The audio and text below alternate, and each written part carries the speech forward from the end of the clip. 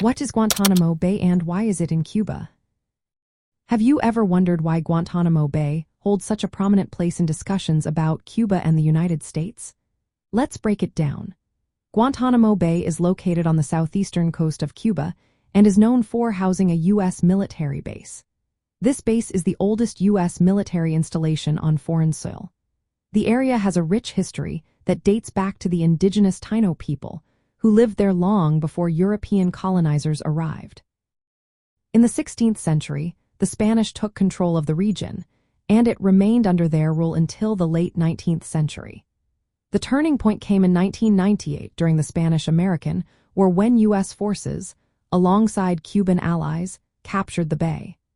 This marked the start of U.S. control, formalized in 1903 with a lease agreement from the newly independent Cuban government.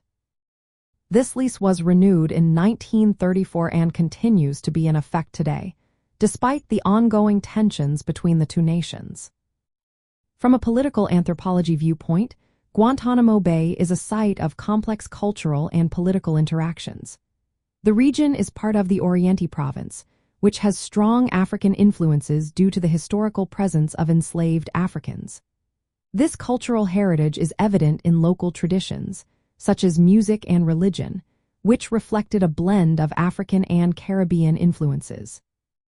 The U.S. military base at Guantanamo Bay has become a focal point of international controversy, especially since the early 2000s when it was used as a detention center for individuals captured during the War on Terror. This situation has raised significant questions about sovereignty and human rights, as well as the impact of military presence on local communities. In the context of the Cuban Revolution, the U.S. presence at Guantanamo Bay represents a significant political challenge for the Cuban government. They view the base as an affront to their sovereignty.